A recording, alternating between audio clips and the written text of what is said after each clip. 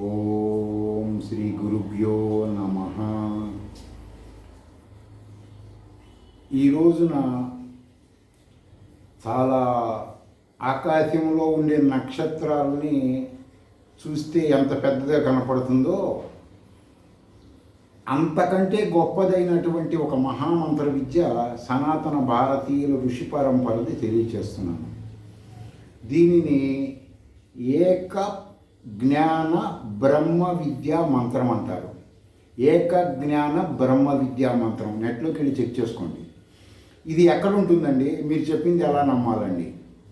తైత్రీయ ఉపనిషత్తులో 2:1, చాందోకోపనిషత్తులో 7:26-2 దీంట్లో ఉంటుంది ఈ మంత్ర విద్య.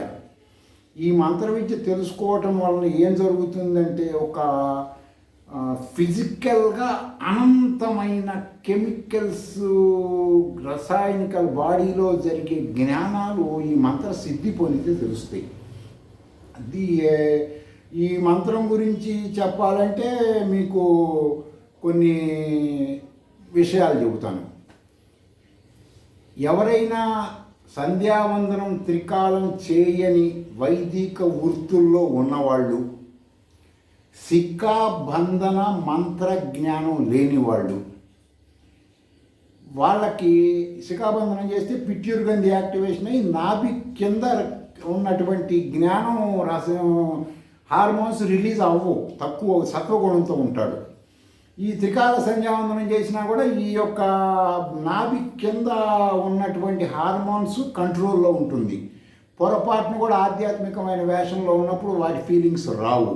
ఇవి లేనిటువంటి వాళ్ళకి మీరు ఎప్పుడైనా కుటుంబంలో దాంపత్య సమస్యలు ఉన్నవాళ్ళు, పెళ్ళి కావలసిన వాళ్ళు, వాళ్ళకి పాదములు తాకి నమస్కారం పెడితే వాళ్ళలో నుంచి నేత్రముల ద్వారా, వాటి ద్వారా, స్పర్శ ద్వారా కొన్ని నాభి కింద హార్మోన్స్ రిలీజ్ అవుతాయి.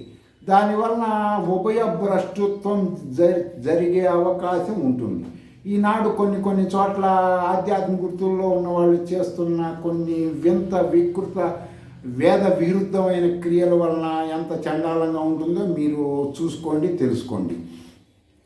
తర్వాత వచ్చేసి ఈ పిట్యూర్ గ్రంథి కనుక శిఖాబంధనం చేసినప్పుడు అది నాభి కింద హార్మోన్స్ కంట్రోల్ చేస్తుంది. మీరు చెప్పింది మేము ఎలా నమ్మాలండి? వైశేషిక పరమాణు శాస్త్రం, ఇంకోసారి చెబుతున్నా, వైశేషిక పరమాణు శాస్త్రంలో 2:2-11 అనువాకం 464 అందులో అత్యంత రహస్యాదృశ్యమైన మానవుడిలో అణు సిద్ధాంతం గురించి ఉంటుంది, చూసుకోండి. సరే మీరు చెప్పింది బాగానే ఉందండి. మరి ఈ విధంగా మేము చేయటం వలన మాకు ఈ మంత్రం తెలుసుకోండి. శ్రీ విద్యలో ఈ ఏకపాద జ్ఞాన మంత్ర విద్య ఉంటుంది, వేరే పేరుతో ఉంటుంది. అది తెలుసుకోండి, మీరు గురువులను అడగండి, తెలుసుకుంటే బాగుంటుంది. మరి ఇట్లా పాదాలకి నమస్కారం పెడతాం వలన ఏదైనా వేద మంత్ర ఋషులు ఎవరైనా సరే ఇలా చేయొద్దని చెప్పారంటే చెప్పారు. వాళ్ళు చెప్పిన భాష మీ దేశమాన కాలమానపై మీరు తెలుసుకోలేదు, అలాగే నేను తెలియజేస్తున్నా. నెట్లోకి వెళ్ళి చెక్ చేసుకోండి. కాత్యాయన మహర్షి ఎవరంటే ఈరోజున నవరాత్రుల ఉత్సవాలు, మహిషాసుర మర్దని ఇలా చేస్తుంటే ఆయన బ్రెయిన్లో నుంచి వచ్చినవే ఇవన్నీ. అంటే ఆత్మ మంత్ర ద్రష్ట కాదు కాత్యాయన మహర్షి. ఆత్మ మంత్ర ద్రష్టలు ఎవ్వరూ కూడా దృశ్య ప్రపంచ ఆధ్యాత్మికం చెప్పరు. దృశ్య ప్రపంచ ఆధ్యాత్మికం ఆత్మజ్ఞాన ఋషులు లేని వాళ్ళు చెబుతారు. ఇది ఒక సబ్జెక్టు. సరే, కాత్యాయన మహర్షి ఏమంటాడు ఆయన గురించి చూసుకొని తెలుసుకోండి. దాని గురించి మీకు కొంత అవగతం అవుతుంది.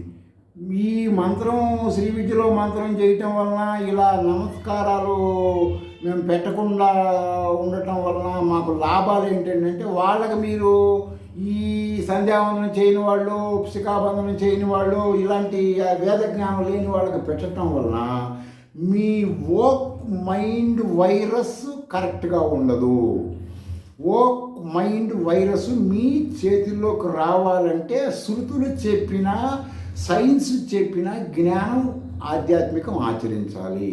వర్క్ మైండ్ వైరస్ కంట్రోల్లోకి వస్తే ఈ శ్రీ విద్యాపరంగా మంత్రాలు శబ్ద ధ్వనుల ద్వారా తెలుసుకుంటే మీరు చేస్తే మీరు ఈ ప్రపంచంలో అత్యంత శక్తివంతమైనటువంటి మీరు కోరుకున్న స్థితిలోకి వెళ్ళగలుగుతారు. అలాంటి సబ్జెక్టులు శ్రీ విద్యలో. అదేంటండి, మరి మేము దేవాలయాలకు వెళ్ళినప్పుడు వాళ్ళు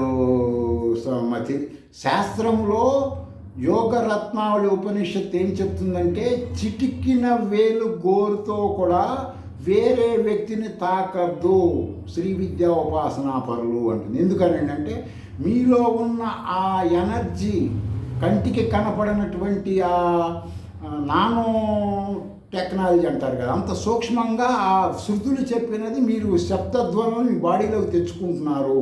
అది మీరు వేరే వాళ్ళకి పాస్ చెయ్యొద్దు. మీ బాడీలో కరెంట్ ఉంటుంది, అవతలకి కూడా కరెంట్ ఉంటుంది. కరెంట్ ఉంటుందో లేదో చెక్ చేసుకోండి. ఇవన్నీ రసాయనిక చర్యలు. మానవుడు అంటేనే ఒక రసాయన తిత్తి. కాబట్టి మీరు ఫిజికల్ ఆధ్యాత్మికం ఆచరిస్తున్నప్పుడు ఒక్క మానవుడికి మాత్రమే బుద్ధి ఉంటుంది, వేరే జంతువులకి బుద్ధి ఉండదు. మీరు ఆ బుద్ధిని ఉపయోగించి నమస్కారం పెడుతున్నాము, ఆ మనిషి ఎవరు ఏంటి, వాడి బ్యాక్గ్రౌండ్ ఏంటి, మనము వేదాలు అంగీకరిస్తాయా, నేను చేసే పని ఇక్కడికి వచ్చి నేను చేస్తున్న పని వల్ల నాకు లాభం రావాలని వచ్చాను, నష్టం జరగకూడదు కదా లాభం రాకపోయినా అని ఆలోచించండి. ఈ వైశేషిక పరమాణు శాస్త్రం ఆయన ఏం చెప్తారంటే, నాభి కింద మహా అణురూపంలో ఉన్నటువంటివి స్పర్శ ద్వారా పెద్దవవుతాయి. పెద్దవైనప్పుడు బుద్ధి చంచలత్వం వస్తుంది. చంచలత్వం వచ్చినప్పుడు సపోజ్ భార్యాభర్తల్లో కొన్ని లైంగికమైన డిస్టర్బెన్స్లు ఉన్నవాళ్ళు ఈ యొక్క ప్రతి చర్యల వల్ల ఏం జరుగుతుంది? ఆ మధ్య అక్కడెక్కడో శ్రీకాకుళంలో ఒక స్వామీజీ గారు 14 ఏళ్ల అమ్మాయిని గదిలో బంధించి ఎన్నో రోజులు చేశాడని పేపర్లో కూడా రాశారు. అంటే ఈ యొక్క శృతులు ప్రామాణిక జ్ఞానం లేక. కాబట్టి మీరు ఏ ఆధ్యాత్మికమైనటువంటిది ఫిజికల్గా ఆచరించినా సరే దాని నుంచి మీకు చెడు రాకూడదు, మంచి రాకపోయినా బాధ లేదు. అందుకని మీరేం చేయాలండి, టెక్నాలజీ పెరిగింది, ఉపయోగించుకోండి. నేను కాత్యాయన మహర్షి గురించి చెప్పాను. వాస్తవంగా మహిషాసుర మర్దిని ఆయన పిల్లలు లేకపోతే ఆయన ఒక మంత్రదేవతను తపస్సు చేస్తే ఆయన భ్రమ, గుర్తుపెట్టుకోండి, పరమాత్మ ఎవరికి అమ్మాయిగా అబ్బాయిగా పుట్టడు. ఆయన భ్రమతో నాకు కాత్యాయని అనే కూతురు పుట్టింది, అమ్మవారి రూపము, ఆమె మహిషాసుర మర్దిని ఆయన చెప్పాడు, వేదాలు చెప్పలేదు. ఈ విధంగా మీరు నిజమైన యథార్థమైన సనాతనమైన వేద ప్రామాణిక ఆధ్యాత్మికం ఇంటర్నెట్ల ద్వారా నేను చెప్పే ద్వారా తెలుసుకోండి. వరల్డ్ వైడ్ శ్రీ విద్య. 4 గోడల మధ్య నూనె పోయటం, బెల్లం ముక్కలు పెట్టడం, ఖర్జూరాలు పెట్టడం విద్యలు కాదు. Through out world wide. ఒక ఇయర్ ఆఫ్ కంట్రీస్లోకి వెళ్ళి మీరు ఇయర్ ఆఫ్ కంట్రీ గురించి నెట్లో చెక్ చేసుకుని శ్రీ విద్యా ఉపాసన పరులు ఎంతమంది ఉన్నారంటే చూసుకోండి. ఒక భారతదేశంలోనే ఇంకా వేద విరుద్ధమైన ఆధ్యాత్మికాలు జరుగుతున్నాయి. పేరు వేదాల ప్రేరు, కానీ వేదం అంగీకరించదు. కాత్యాయన మహర్షిని వేద పూజారి అంటారు. ఎందుకంటారండి ఆయన్ని అంటే, వేదములో చెప్పిన మంత్రములు చేయాలంటే ధర్మాలు తెలియాలి. ఆ ధర్మములు షడంగముల ద్వారానే తెలుస్తాయి. అవి తెలుసుకొని ఆయన చేసేవాడు. కాబట్టి ఆయన్ని వేద పూజారి అంటారు. మీరు చెక్ చేసుకోండి కాత్యాయన మహర్షి గురించి. కాబట్టి మీరు ఆలోచించవలసింది శృతి ప్రామాణికమా. మీరు ఏ ఆధ్యాత్మికం చేయాలనుకున్నా, ఏ వ్రతం చేయాలన్నా ఒక్కసారి మీరు ఎంతో కాలం ఫోన్కు దుర్వినియోగం చేస్తున్నారు. ఒక్కసారి వెళ్ళి ఈ వ్రతము చేస్తున్నాము, ఏ ఉపనిషత్తుల్లో అయినా ఈ వ్రతము ఉన్నదా అని చెక్ చేసుకోండి. ఉంటే చెయ్యండి. నేను చెయ్యొద్దంటలేదు, ఎవరిని విమర్శించట్లేదు. నా భారతీయ, నా సనాతన, నా ధర్మం నేను ఆచరించి వృద్ధి చెంది అనేక రకాలు ఉన్నాను. మీరు అలా రావాలని నా అభిప్రాయం, నా సంకల్పము. స్వస్తి.